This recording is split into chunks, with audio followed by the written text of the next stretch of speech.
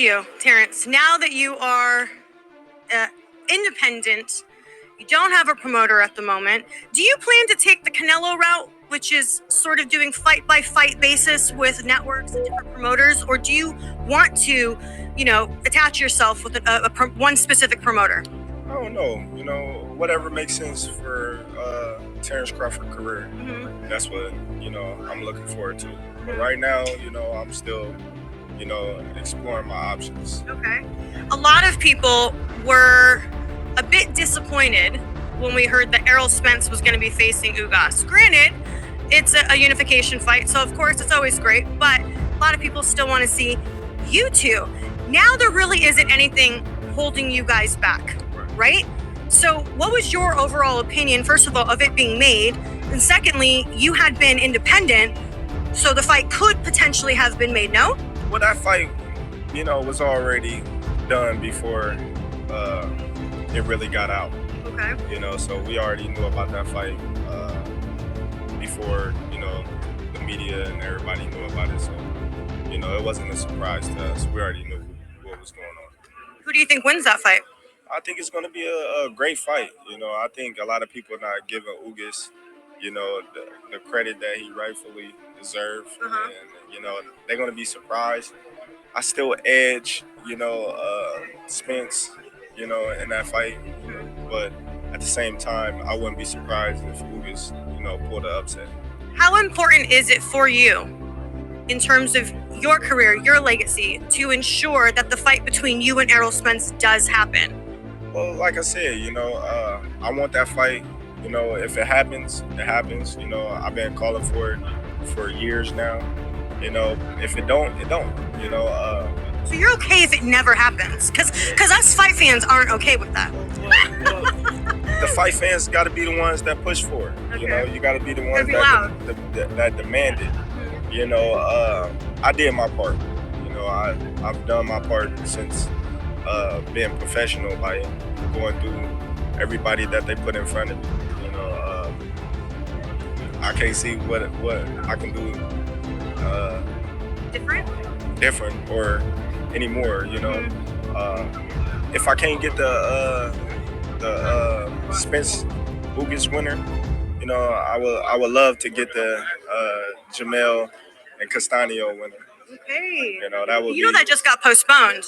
Yeah, I seen it. Okay. But in all, I can have a Overall, fight and then, be undisputed at 154. Right. Because Bomac did say that he was thinking of maybe moving up. Yeah, for sure. Okay. Well, you know what? I wish you all the best. I'd love to see what happens, in the near future. When can we expect that you will be back in the ring? Is there any? Hopefully sometime in May. Okay. Well, enjoy the UK. Have you been to Curry Mile yet? YouTube, it's your boy KB with Just Do Boxing, back with another video, in which I just heard was an interview done by Michelle Joy Phelps from Behind the Gloves. Make sure y'all subscribe to her channel to get the full interview. But you just heard Terence Crawford, speaking about being a free agent, not having a promoter, and him being interested in doing what's best for him in his career moving forward. And she asked the question about the fight between him and Spence, and he clearly stated that he still wants to fight. He's willing to fight Spence, but I thought it was interesting that he spoke on, if he's not able to get that fight, how he's interested in, and he wants the winner of Brian Castano versus Jermell Charlo too. But as we know, recently it came out that Charlo Castano 2 will be postponed due to, Castano suffering a right torn bicep that he injured, during sparring. So, with Terence Crawford, we know he's 38-0, 29 KOs. He's 34 years old, an orthodox fighter that could switch to southpaw. He's 5'8", 74-inch reach, fighting out of Omaha, Nebraska. We last seen him in the ring when he knocked out Showtime Sean Porter back on November 20th of last year. Crawford was the first fighter to stop Sean Porter, and that's no doubt his biggest win in his career, and I think the biggest name on his resume, or the most notable, however you want to look at it. you know, with that being his biggest fight, now he's in search of, another career-defining legacy type fight. And you heard it right out of his mouth, right out of Crawford's mouth, that if he can't get the Spence fight, he's okay with that, and that he'll love the winner of Charlo and Castano. But like I said, that rematch has been postponed, with a date to be announced. So we don't know, when they plan on rescheduling that fight.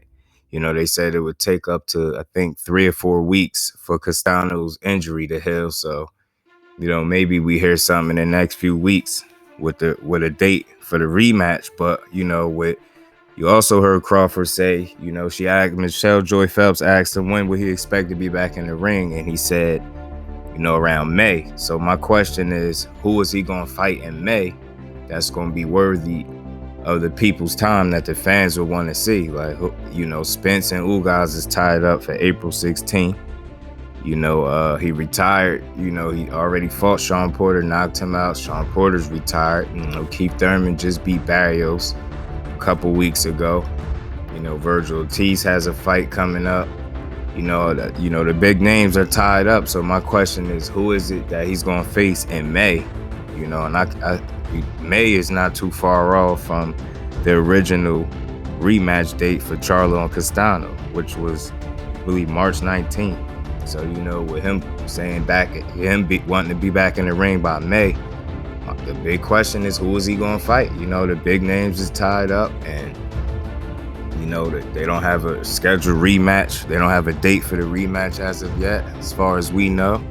My question is it too early for him to go after Charlo now, or do he just sit back and wait for the winner out of Ugas and Spence, and also the winner out of Charlo Castano? He is 34 years old. He's getting older.